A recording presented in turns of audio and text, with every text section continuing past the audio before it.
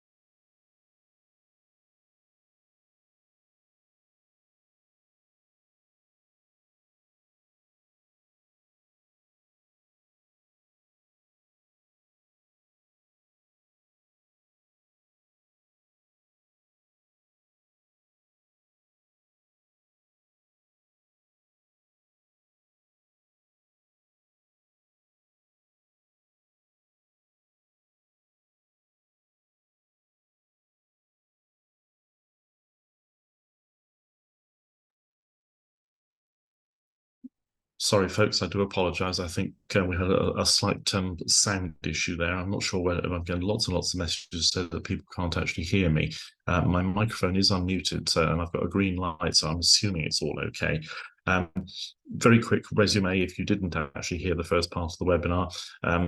Thanks for joining this morning. This is your session, so please do ask any questions by using the question panel. If you would like to type your question in and send that over at any stage, it'd be very, very welcome. I will do my level best to be able to answer them for you. I'm sorry if you missed the message about Smoothwall. The second slide that I put on this morning, this session today and several others going forward will be supported by Smoothwall. It's very relevant to the theme of today's session in terms of the links with safeguarding, and many of you will know from the changes to keeping children safe in education this year that the role of governors with regards to filtering and monitoring systems for schools IT is certainly something that should be on our agenda now, and Smoothwall provide a range of services which hopefully will help schools in terms of their endeavours in that particular regard.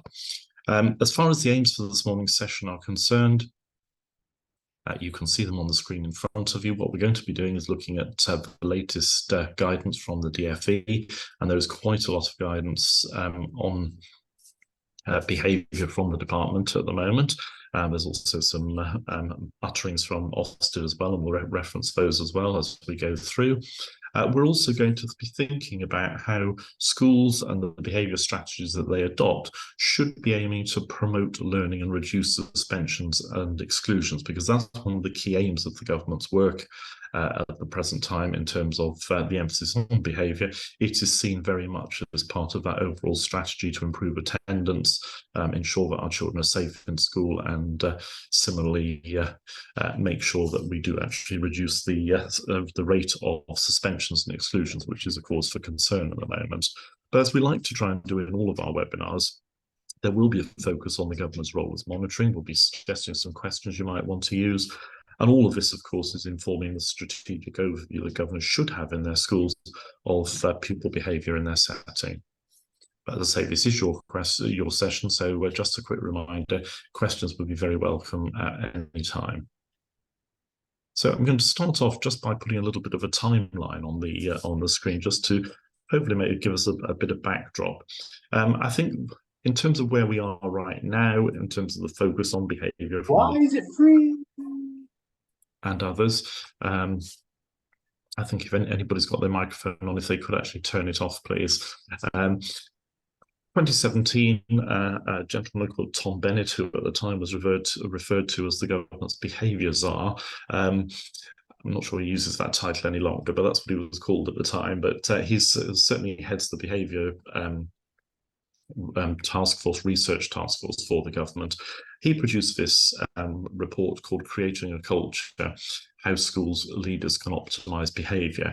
And this was really a little bit of a catalyst. Ofsted had been talking about behavioural issues, particularly low-level behaviour issues in schools for quite some time. That led in 2019 to Her Majesty's Chief Inspector, as she was at the time, Amanda Spielman, producing a report called Managing Behaviour Research. And that was a research document that was produced based on the evidence that Ofsted collect on an ongoing basis during their inspections in school, and was really a commentary about the changing aspects of behaviour in school and the challenges that presented for school leadership in terms of managing that. That 2019 report, of course, was pre-COVID, and things have changed a little bit since then. What we had last year wasn't a response to any of those, but I think it was the department actually updating its guidance. So a new document published last September, as in September 2022, called Behaviour in Schools. Don't be put off by the title, or the subtitle, I should say. It says advice for head teachers and school staff. If you go to the very first page of it and read the section saying who is this aimed at, it does mention us as governors as well, and it really is something that governors should be aware of. So that's just a little bit of a timeline really to what's brought us to where we are today. And I think it's important just to sort of say that the context in 2023 has moved on a little bit, but it has not moved away. And I think that's the significant aspect of this. And I've just put a couple of, let's put the other one up as well, a couple of clippings, both of them fairly recent. The Schools Week one had an article back in July called Wake Up Call for Schools as Weeks of Lessons Lost to Misbehaviour. And that was following the publication of the first government report into behaviour perceptions in schools. And then literally just 2 weeks ago, Amanda Spielman, the outgoing His Majesty's Chief Inspector of Schools, as she is now, she spoke at the CST conference and spent a lot of time talking about what she described as disruptive behaviour in our schools and how that's actually moved on, not in a positive way, since Ofsted. And obviously that's a cause for concern sorry, I said since Ofsted then, since COVID is what I meant to say. That's a concern for Ofsted, and of course it's a concern for schools up and down the country and us as governors within those schools. So the document that the Schools Week article actually was referring to was the release back in middle of June this year of what the DfE headed a national behaviour survey. It was jointly provided rather by the DfE and the government social research unit. And I thought it would be interesting just to share with you this quote on the right-hand side of the screen in the pink box there, which comes from the foreword to this document. So the National Behaviour Survey was designed to provide the Department for Education with a tool to monitor pupil behaviour in mainstream primary and secondary schools. So this doesn't include special schools, of course, is the implication from that. And then it goes on to say, allowing the department and wider stakeholders to track perceptions of behaviour over time in a consistent manner.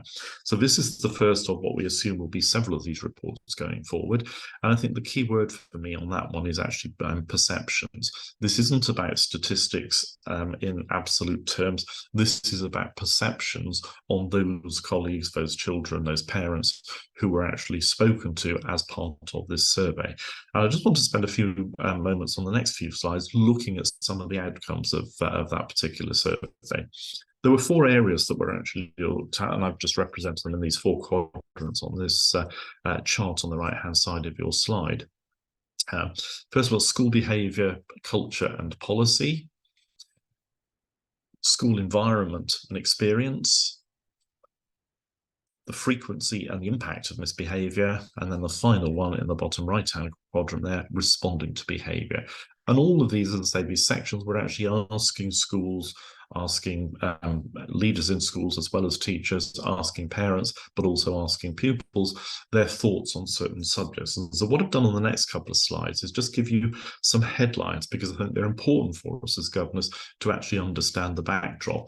They won't apply in every single one of our schools, of course they won't, but actually they ought to provoke a few thoughts for all of us and get us to reflect on the question, well, if this applies in my school, what do we think we should be doing about it? Have leadership already begun to think about these issues? So let's move on to the next slide, which has got the first two here. So the first two are school behaviour, culture and policy, and school environment and experience.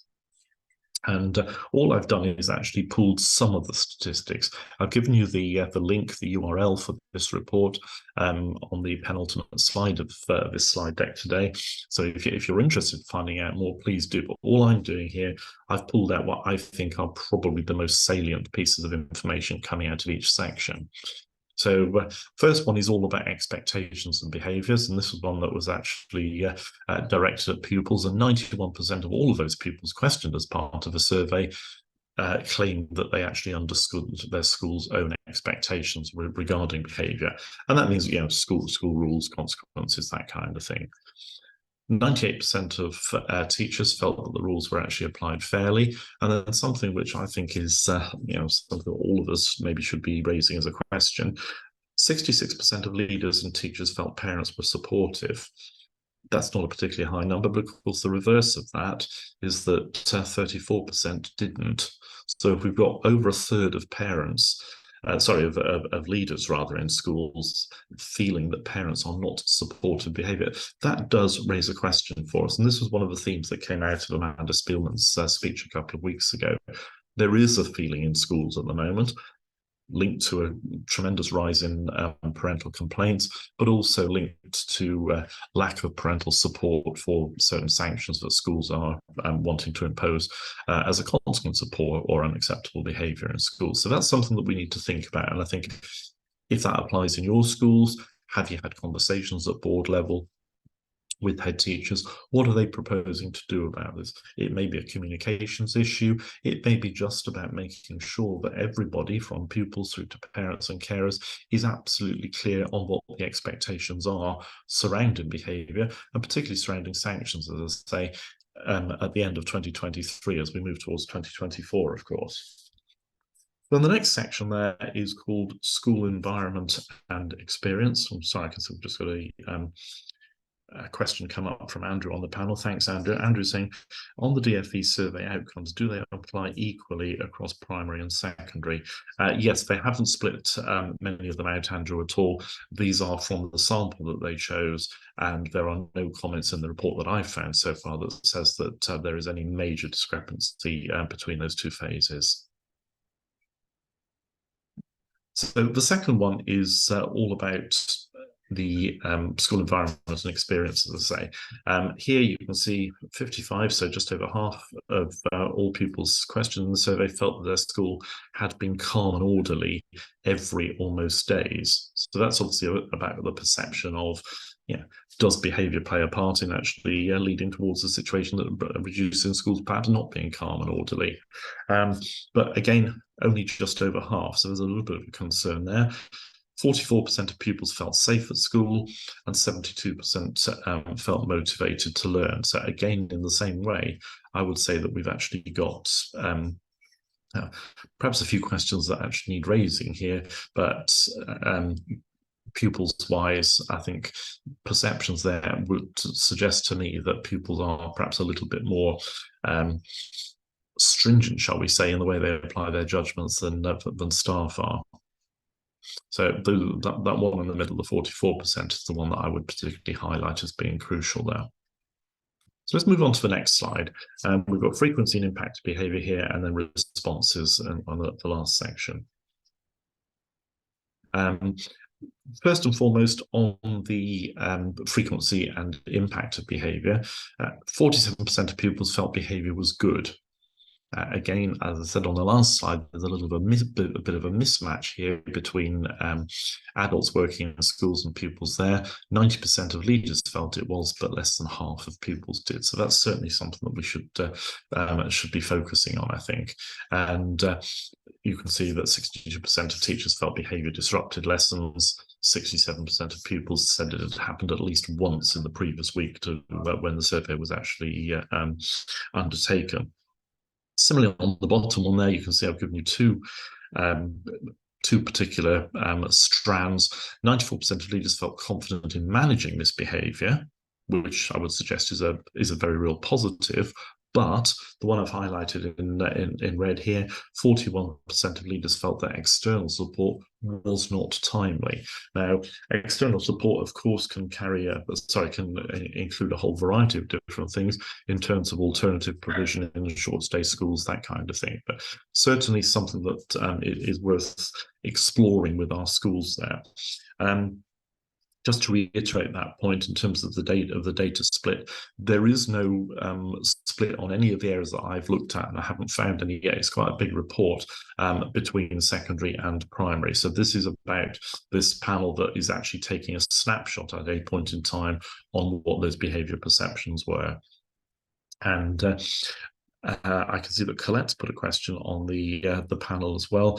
Colette is saying, what sort of questions would you suggest? Well, hold that thought if you don't mind, Colette. I've got some suggestions a little bit later. But in terms of general questions on this report, I mean, a good one would be, of course, have schools actually looked at it? And I think for me, it's about saying, does this resonate in our school, particularly the one about parental support?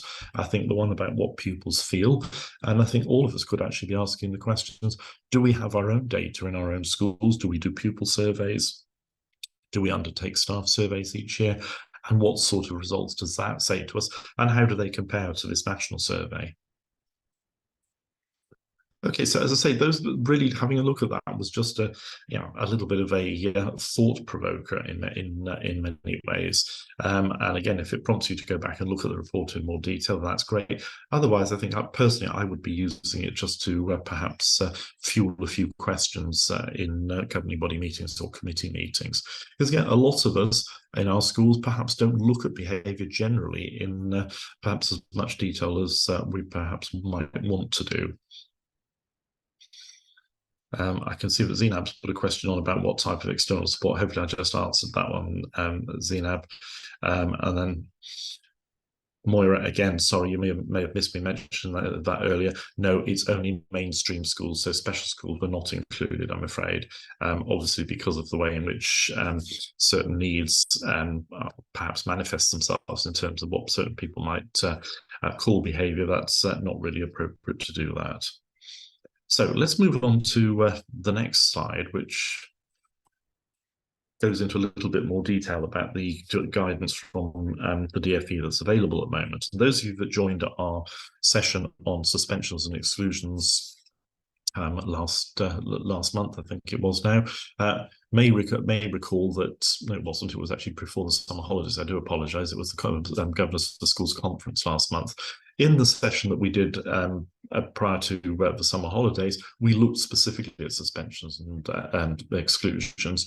We used this slide, and the point that we made here that these two documents, the suspensions and exclusions guidance, alongside behaviour in schools, which I'm going to come on and talk about right now, must be read in conjunction. And of course, there's a link between the two.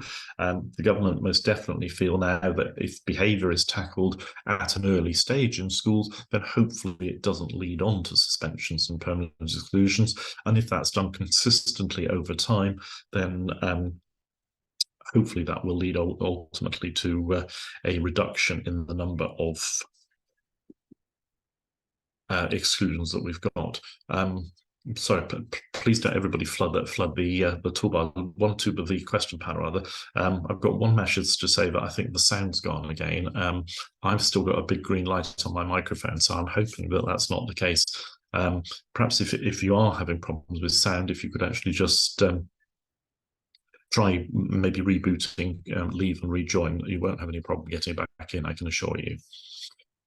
So just on that point of behaviour in schools and the link to suspensions, there are other links, and I think it's important for us to think about. And sorry if you haven't seen my PowerPoints before, I quite like the odd photograph in my slides. So all of the documents I'm going to put up on here are linked. Keeping Children Safe in Education, which of course is the seminal text on safeguarding for all of us in education, behaviour in schools, and the document that we just looked at for suspensions and exclusions. And we should, as governors, be thinking about this in totality, really. And if there was there is a document on attendance called Working Together to Improve School Attendance, I probably could have put that on here as well, because all of these issues are linked. And I think my advice would be that as governors, we should look at all of them in the whole rather than as separate issues, because of course we've got the link with attendance, because youngsters who are not attending, there is a risk if they're not in school that they might be subject to safeguarding concerns. At least if they're in school, we know that they're safe. If they're not attending for whatever reason, there could be behavioural consequences there. And very often those pupils who are not attending find themselves, when they are in school on those occasions, the subject of suspensions and permanent exclusions. So there is a big link here, and we need to be thinking cause and effect, I would suggest. Okay, so what I want to do now is just focus on that document behaviour in schools and think about its implications for us now. Document's not new, as I said right at the beginning of this session. It came into play just over 12 months ago now. But as I pointed out, we as governors are actually part of the key audience there. The advice itself is not statutory, but it does actually link into the statutory advice in keeping children safe, the statutory advice in terms of exclusions and suspensions. So it is something that we need to have regard to. Now, although I said that the behaviour survey did not include special schools, there is a significant section in this particular publication on pupils with special educational needs. And again, many of you will know through experience, perhaps in sitting on panels, hearing suspensions and pupil exclusions, that where you have pupils with special educational needs, it's really important. It's a crucial aspect of the role of governance to ensure that those needs, special educational needs and disability needs, have been addressed in the school before they've moved to sanctions. And again, disability is a protected characteristic, and therefore there is a presumption that schools have made reasonable adjustments. And that, of course, can include reasonable adjustments to the management of behaviour policy, or whatever the policy happens to be called in your schools. There's also in this document an expectation about monitoring of behaviour trends and emphasis on prevention. And of course, that is an area which should be of keen interest to us as governors. Governors are extolled the virtues of this guidance, and there is a line in there that says governors should have regard to this guidance. So it might not be statutory, but there are a lot of very good reasons for us to consider and to reflect on some of the messages within it. And I want to, on the next slide, just spend a few more moments exploring perhaps a little bit about that expectation of monitoring, because that clearly sits very firmly within the purview of school governors. So there is a section within the document itself on monitoring of behaviour trends. And as I say, that's actually linked with an emphasis on prevention. And I've pulled this paragraph out here that you see on the right-hand side of your slide now. Schools are encouraged to have strong and effective systems for data capture, including all components of the behaviour culture. This should be monitored and objectively analysed regularly by skilled staff. Schools should have a clear monitoring and evaluation cycle with engagement from school leaders. Doing so will assist with reporting on behaviour culture clearly and accurately. Now, of course, when it's talking about reporting here, it means predominantly reporting, amongst others, to us as governors. So to governing boards, to trust boards, we should have an overview of behaviour in our schools. One of the schools where I'm chair had an inspection 2 weeks ago, and I was interviewed by the inspector. And one of the key areas that he was focusing on was behaviour. Unsurprisingly, it was the week of Amanda Spielman's speech, so clearly everybody knew what she was going to be saying. And that is a focus in all schools at the moment, because the government, Ofsted, are keenly aware that since the pandemic, there have been more challenges coming into our schools in terms of youngsters perhaps not being as keen to actually follow the expectations and the high standards of behaviour set, and that we're finding they're being challenged on a more and more regular basis now.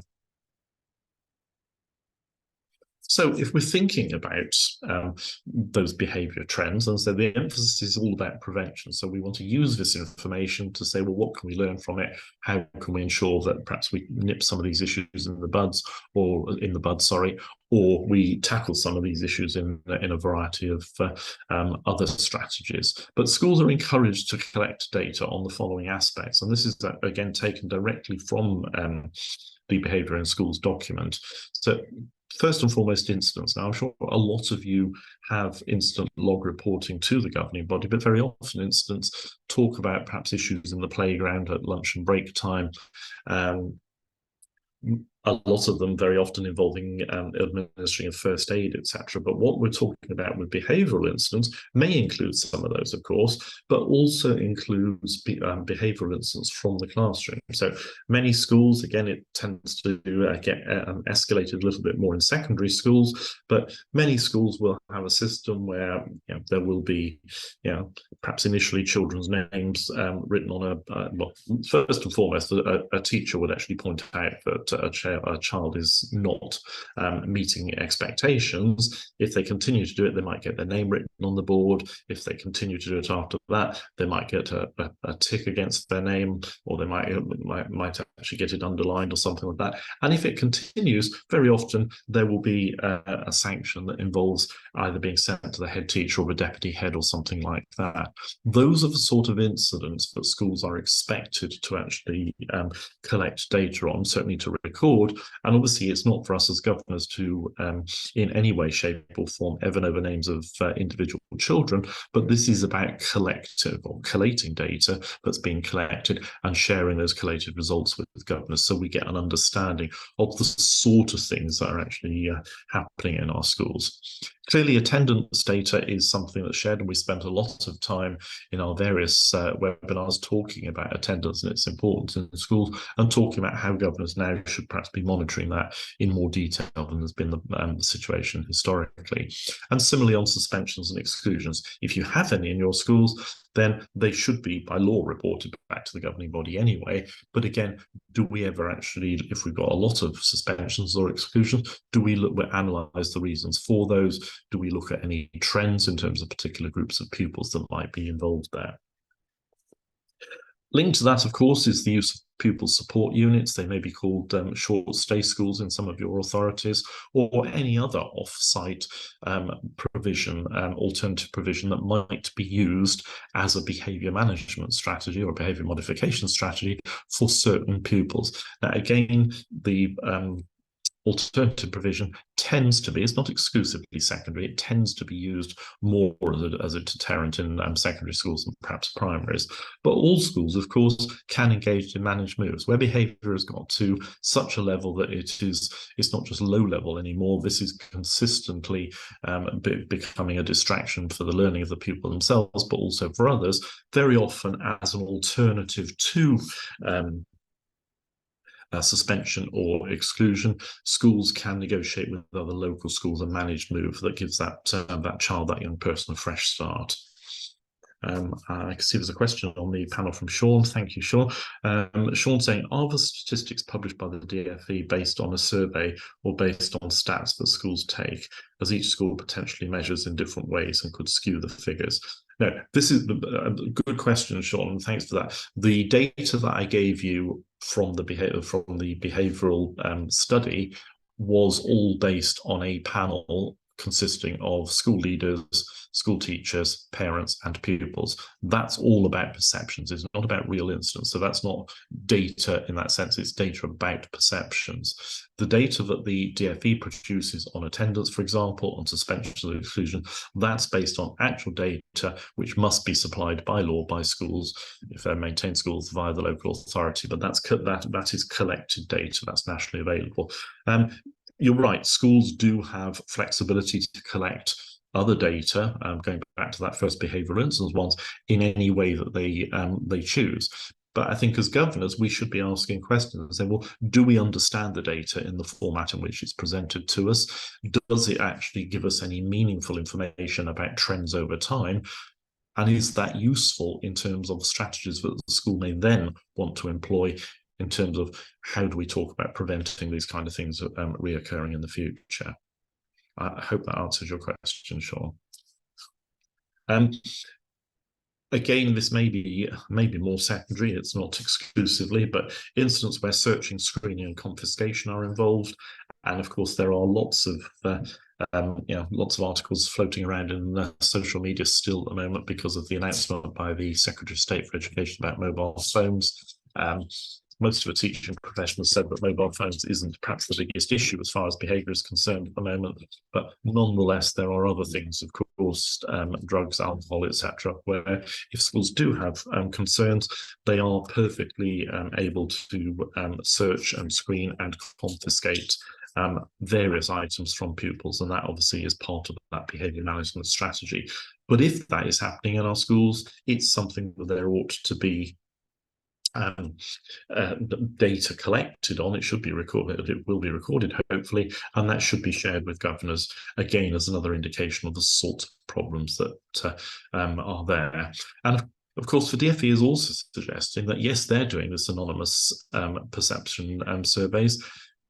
Should we do that ourselves? And again, I made the point when I was talking about that DfE survey that it is all about perceptions, but lots of schools are asking parents what they think, in other words, what their perceptions are about behaviour, about bullying, about other aspects. And again, pupils, students too. So I think lots of us are doing this already. But for me, this slide, I think, is actually quite helpful in terms of saying, maybe we need to start pulling some threads together here and taking a consistent look at what the key behaviour challenges are within our own individual schools.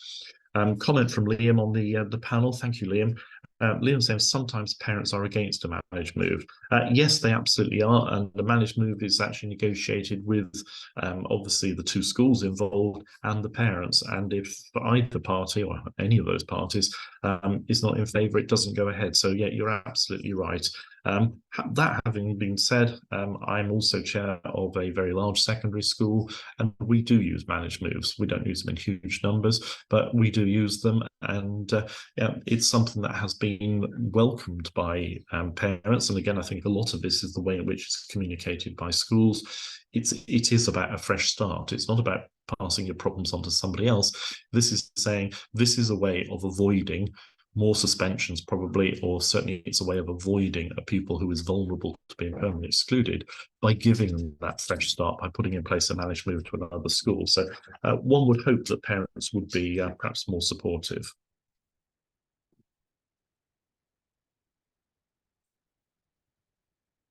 But again, what we need to be asking ourselves at the moment as governors, does our school do, well, not just it, does our school do any of these things at the moment? Do we actually collect data? And is it shared with you as governors at your schools? I can see Helen's put a question on the panel. Are there examples of questions for parental surveys? Well, there certainly are. I mean, the Ofsted survey that has to be sent out to parents on the eve of Ofsted arriving in your school is probably the benchmark for most people.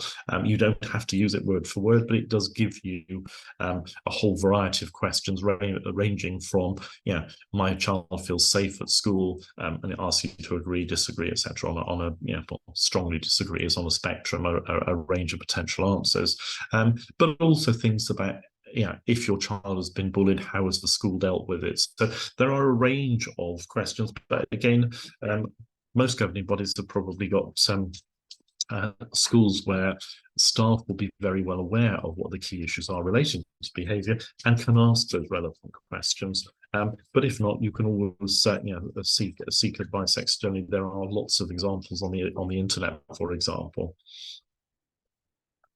So for me, as I say, this is actually about us as governors maybe doing a little bit of a sense check and saying, is this something that we should be doing if we're not at the moment? And do we have an accurate enough picture in our own minds of the state of behaviour in our own schools at the moment? And I can see there's a comment or question, sorry, from Sharon on the panel. Thank you, Sharon. Sharon said, is there any data on links between behaviour and food insecurity? Interesting question. It's certainly, I know, a topic that's causing a lot of concern in schools at the moment, particularly because of the cost of living crisis that we've got at the moment, and the implications of that. But I'm not aware of any data. I will have a look, and I'll get back to you after the event, Sharon. Okay, so again, this is a slide that was used in the webinar we did for Governors for Schools last term, but I think it's relevant today as well. What we're talking about here, of course, is emphasis on that first box, sanctions to poor behaviour, unacceptable behaviour, any behaviour that does not meet the expectations that the school has actually got in place. And of course, there are a range of sanctions that schools can put in place, and all of those should be considered with, again, appropriate adaptations for any pupils with special educational needs and disability before we ever get to think about suspensions and permanent exclusions. Obviously, there is a caveat on that there are certain incidents that would automatically warrant permanent exclusion. So other things, so a one-off serious event, such as a physical assault on a senior member of staff, etc., that usually would result in an instant permanent exclusion. But the sanctions are important. And again, the full range that we've already talked about there, but I think it's important for us as governors to recognise that there is a continuum here. And if, as governors, we are monitoring what's happening in that sanction state, I mean, it might be interesting as well to actually think about in our schools, do we know the sort of sanctions that are used and what sort of crimes are behaviour policy? A good management of behaviour policy will spell out the range of sanctions and should, for the sake of clarity, give examples of the sort of behaviour or sort of misbehaviour that could potentially lead to that type of sanction being imposed. So in this section, Behaviour in Schools, there are 4 sections. Now, because of time, I'm not able to go into all of them, but there is a big crossover here with the research that's been done for obvious reasons. But I would suggest that there is a very good question to be asked in all of our governing bodies, all of our schools, about whether our schools have had access to this document, and are they aware of some of the information that's actually been shared here, some of the ideas that have been shared here. So VJ has put a question on, is there guidance on the type of sanctions that can be used in schools? Yes, there absolutely is. And again, the lots of it is actually contained in the second section here, VJ, which is called responding to behaviour. So the way in which schools respond, again, it's not supposed to be an exhaustive list, but it is certainly, it covers all things through detentions and anything from missing break, having a verbal reprimand, right the way through up to suspensions. And again, it should be a graduated approach, of course. We need to ensure that whatever we're doing behaviour-wise is fair, and we would like to think that what all of our schools do should be pretty consistent across the whole of our education system. So lots of head teachers talk to other head teachers, both locally and nationally. There is lots of information particularly on social media, about this kind of thing on an ongoing basis. So schools should be looking to what others are doing. And again, I think a good example is the mobile phone ban that was talked about by the Secretary of State a couple of weeks ago. Most schools don't permit mobile phones and haven't for quite a long time, which is why a lot of school leaders were actually a little bit unhappy and saying that they didn't think it was actually a terribly helpful or positive thing to say. But again, if your school does have mobile phones, that might spark a conversation. So, well, hang on, let's look at some of the policies that other schools have. Secondary school, where I'm chair, for example, mobile phones are not allowed in lessons at all, never have been. And we started 3 years ago with year 7, so they're now year 9, to say, yeah, we don't allow mobile phones on site. You're allowed to have it in your bag, but you're not allowed to use it. So we are moving to a mobile-free environment, and that's absolutely fine. But we do, in our management of behaviour policy, state exactly what the sanction is. And the sanction is a fairly common one. If you're caught with your mobile phone, it will be confiscated, and your parents have to come. You can't collect it. Your parents have to come and collect it. Now, that's a major inconvenience, but actually it's been hugely effective in terms of holding the line as far as that particular aspect of expectation on behaviour is concerned. So 4 sections, as I say, within this document, detailed on the right-hand side there. Creating and maintaining high standards. That, of course, is talking about the way in which expectations should be shared, the way in which policies should be readily available, known to staff, known to parents, known to pupils, etc. Responses we've just talked about, so I won't say anything more about that. Preventing recurrence of misbehaviour. Again, that's talking partly about sanctions, but about things like concepts of restorative justice, etc., because those are seen as highly effective in our schools. So Liam's just put a comment on the panel. One school that he knows takes phones off year 7 every day and will extend this to other groups. If you've got a year 7 with over 300 youngsters in it, that becomes a rather laborious process and logistically quite a challenging one. I mean, I think schools have to do whatever they think is practical. But again, I'm a pragmatist, and that doesn't sound like a very practical solution to me. So I think we have to think. You're right, Liam. There'll be a range of different strategies in place, but schools have to think about what they can manage and what's acceptable. And I can envisage rather long queues to actually come and collect them, but hey. Okay, I can see Victoria's put out there. Rather than going down because I think we could go down a little bit of a rabbit hole here. I understand your question, Victoria. You're saying that what about wearable technology such as smart watches, etc. Yeah, that's a real dilemma. And actually, in the school I was in last week, they were having a conversation about that. How far do we push it? So again, I think it depends on the way in which that technology is used. What are the main reasons why we're thinking that mobile phones aren't acceptable? Could we apply that to smart watches? If so, maybe we do extend it. But I think that's one of those areas that schools are probably going to have to explore on their own. There is no guidance from government on that, and obviously the comment from the Secretary of State literally was a sort of a passing comment. And then lastly on this section, there is guidance on specific behaviour issues. And that guidance on specific behaviour issues, I think, is something that's very relevant at the moment. And I just want to spend a few moments on the next slide actually exploring that in a little bit more detail, because these are all themes that clearly the Department for Education is concerned about, and therefore they are things that are cropping up fairly regularly, if not consistently, in Ofsted inspections. And as I say, I speak from very recent personal experience there. So the specific areas that they've highlighted, there are 4 of them. Child-on-child sexual violence and sexual harassment is the first.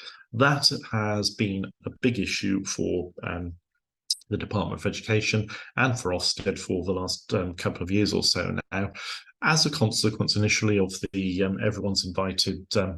It started as an Instagram page, then became a website, and all of those disclosures that were made, all of the postings, and there are very nearly 50,000 of them now, schools where in the past pupils have been abused, sexually abused and sexually harassed by their peers.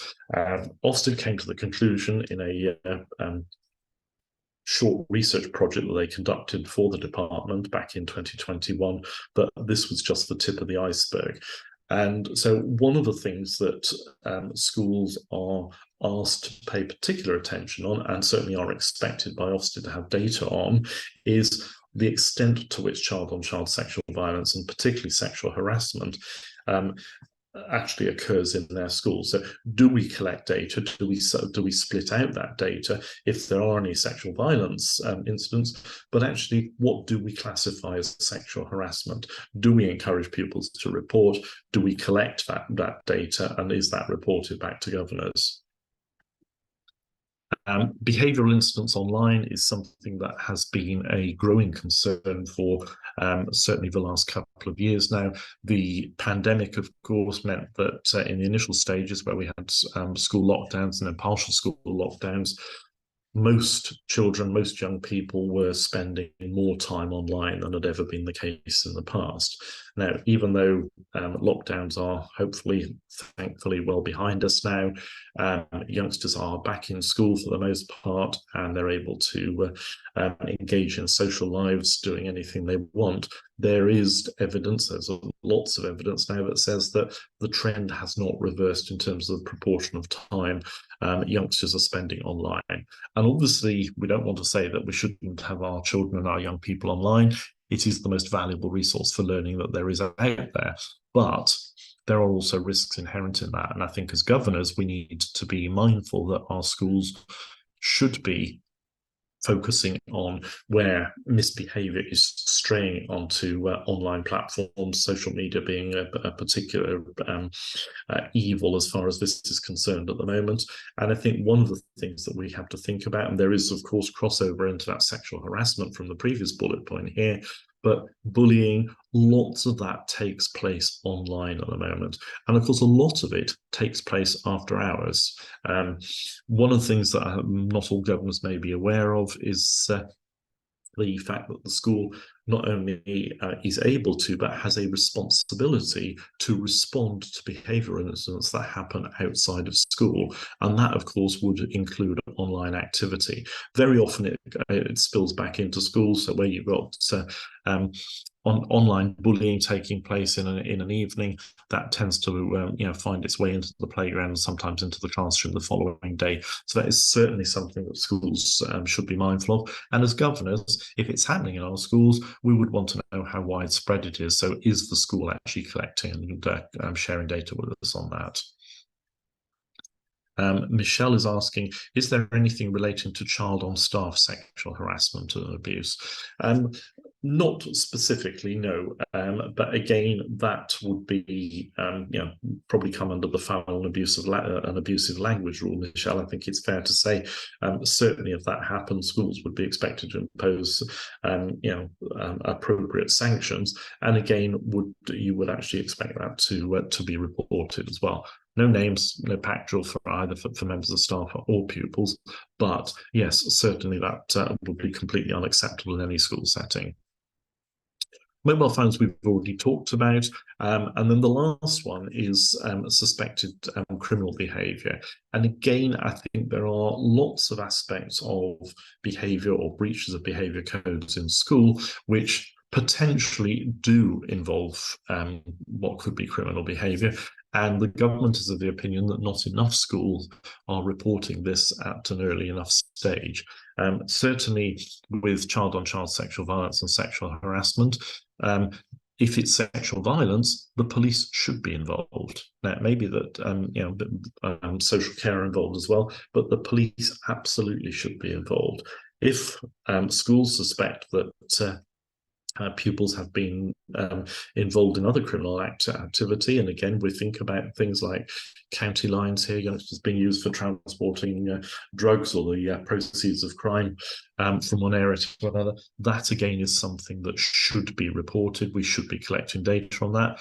And it is, if your school is one where the police are not regularly involved, but are involved from time to time, to know as a governor that your school has had to involve the police in 5 incidents over the last 12 months, that's important information. So I'm just checking, I think we've got another question on the panel. Julie is asking, is there guidance on how we can start to understand and measure the cause of behaviour? There is a lot that's actually been written on this. The original article that I mentioned right at the very top on my timeline from Tom Bennett. He writes regularly. He has a blog. He's actually written books.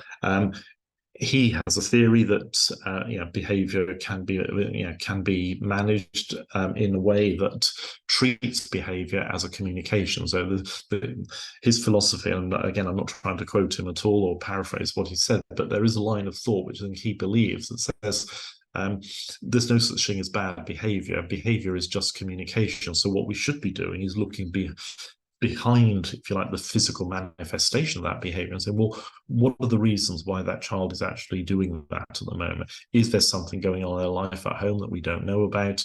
Yeah, and it can be anything. It can be things like, but parental split ups. It can be child abuse at home. It can be child on child sexual violence. It can be children being bullied. It can be perhaps just issues around mental health, anxiety. It might even be the outcome of the cost of living crisis at the moment, and things are really tough at home, and that's leading to lots of difficult conversations taking place. So I think schools are encouraged more and more to think about what lies behind some of those behavioural issues. There's lots of research out there, but again, the research is I don't want to say it's subjective, but it's based on subjective assumptions. So I think the important thing I would say is that schools need to be talking to pupils so that they actually understand what some of those consequences actually are. Okay, let's move on to the next slide. So I said we'd come on to some questions that I thought were appropriate for us as governors to excuse me, to perhaps contemplate asking. Again, if you know the answers, then no need to ask the questions. And please, just in recognition of the impact on teacher and head teacher workload, don't always go and ask all questions at the same time. That can be a little unnerving. But if you don't know the answer to these questions, these are the sort of questions I would suggest are valuably asked at governing body or committee meetings.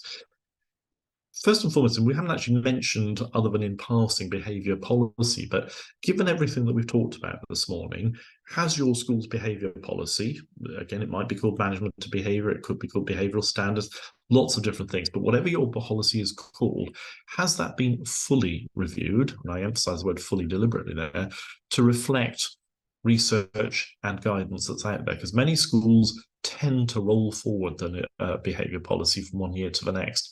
And it only really gets challenged when perhaps there is a permanent exclusion, and that may lead to perhaps somebody pointing out there might be some inconsistencies in the behaviour policy and the way in which the school actually dealt with certain things. So there is a very serious question behind that, and I would urge all governors to particularly reflect on that policy, that question about the policy, and ask, well, if we have reviewed it recently, just have a quick look back at that policy and see if some of those things that we've talked about, some of those concepts that we've talked about this morning in terms of listing sanctions and the sort of behaviours that might result in those sanctions, are they included within your policy? Because that is considered good practice now.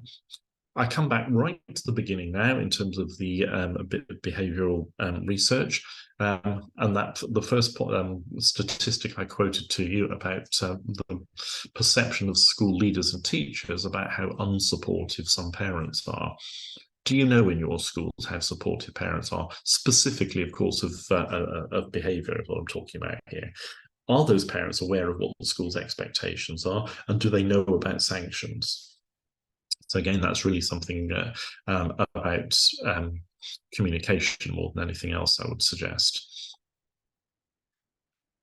Do we monitor behaviour trends as a board? I mean, I put that question up on the slide at the time, but lots of schools don't, in my experience, and it is something that increasingly now we are expected to do. Certainly, I think my experience of Ofsted a couple of weeks ago, it was one of the questions that I was asked. Luckily, I was able to answer in the affirmative. But we should be monitoring those trends, because if we monitor the trends and we're looking at the data, that hopefully will fuel our own further questions about the so what questions. So what are we doing about it? What are we doing to try and prevent these type of incidents reoccurring in the future? And do we, as a consequence, and again, I'm coming back to policy in many ways here, do we, as a consequence of actually looking at that data, ever take the opportunity to reflect and review on the policy and the procedures as a direct consequence of what the data is telling us? Because that's that sort of cause and effect that the DfE are actually keen on. And I think that's why I would suggest that that's a very worthy thing to do. Question from Larry: will we receive the slides of today's presentation? Yes, absolutely you will. They will be sent out by our colleagues at Governors for Schools shortly after the session this morning, Larry. Okay, and that brings me to the end of what I wanted to say, ladies and gentlemen. Other than to say, if there are any other questions, now is the opportunity to do that. And I think we've got a couple on the board already. Ben is saying, thanks, Ben. Any advice or tips on how to get an understanding of how well school staff understand the application of the policy? I think that's a good question. I mean, certainly, I'm a great believer in governors taking the opportunity to go into schools, just wandering around the school, whether it be on a learning walk or a structured visit, just to think about what do you see? Do you see teachers reminding children of the rules? No, we want to put our hands up, please. I've told you not to do that already. You're not sitting on your chair, all of those kind of things. And then if that continues, do you see it escalated? And actually, no, just hold those thoughts. Then next time you're in the school, do you see that being consistently applied, from one classroom to another? Ask the head teacher, ask the head how they know, because one of the expectations, I should say, on leadership is that they are monitoring behaviour on a day-to-day basis. We can't do it from arm's length as governors. We're not in school often enough, and actually it's not our role. We can have a view, but actually we should be asking our head teachers, how do they know? How do they know that there's that consistent application in schools? I hope that helps, Ben.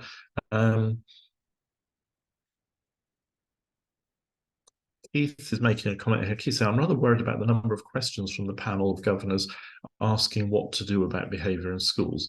This is not the role of governors, it's for trust. It is for trust in the school leadership and staff to deal with pupils on a case-by-case basis. I get the point that you're making, Keith. However, I would say that ultimately governance is responsible for everything that happens in the school. You're absolutely right. We do not get involved in day-to-day operation. However, it is our role as governors to know that the school is dealing with these things. So in order to know that the school is dealing effectively with the management of behaviour, we need to have a bit of an understanding of the context we're operating in. And then Catherine's saying there's a lot of evidence around the positive impact outcome of parenting skills, challenge and behaviours. Yeah, you're absolutely right, Catherine, saying that's something that Amanda Spielman in her speech a couple of weeks ago spent quite a lot of time talking about. Andrew is asking, do schools have the legal right to detain pupils beyond the school day? Absolutely they do, yes. Read the guidance, it goes into lots of details there, Andrew. Communication is expected, but parents do not have the right to refuse for their child to actually participate in an after-school detention. Steve, how often should reports be given to governors, each FGB or once a term? Again, I think proportionately would be my answer there. I'm not trying to be difficult, Steve, but if you're in a large secondary school where there is a continual flow of information, why not share it at a termly meeting? If you're a small one-form entry infant school where there are very, very few, an annual report would seem a very proportionate way of actually dealing with that, in my view. And then Sharon is asking, what if supply or new teachers are wary of applying the policy? Well, any teacher working in your school, sorry, this sounds a very blunt way of responding, Sharon, I apologise. Any teacher in your school is obliged to follow your school's policies in all regards, from safeguarding to management behaviour to marking and everything else. So it's not negotiable, it's not option, even for supply teachers. So I hope you don't mind me being rather blunt on that. And Zainab is asking, are there opportunities for school leaders and local authorities to collaboratively and practically address this issue? I think there are lots of regional groups around the country, and I think there are things that head teachers and local authorities are looking to tackle all of the time. Ask the question of your head teacher: do they participate in local networks, etc.? I'm sure that they'd be happy to share that with you. And then last question from Fiona is saying, Fiona, you haven't said anything about praise and reward as part of behaviour management. Do you have any thoughts? You're absolutely right, Fiona. My first thought is, ooh, I should have said something, shouldn't I? Yeah, I mean, I would assume absolutely that any behaviour management strategy policy in any school starts with reinforcing positive behaviour. And if you read most schools' behaviour policies, hopefully that will be the opening statement there. We want to catch the children being good. We don't want to actually always be focusing on misbehaviour. We want to be very much in positive mode, because that's how we model positive expectations on behaviour, and that's how hopefully we build that positive culture in the school. Okay, I am very aware that we've tipped past 9 o'clock, so profuse apologies for that. Thank you very much indeed for all of the questions, ladies and gentlemen. When you get the slide, as I say, this one is there with those URLs, those links to the various documents that I've spoken about this morning. And just remains for me to say thank you very much indeed for joining the session. Thank you for all of the questions. It's always nice when people speak to me. It's very lonely if they don't. Please come back next time. We've got more webinars coming up for Governors for Schools later, next month, in fact. Enjoy the remainder of your day. Thank you very much indeed, and goodbye.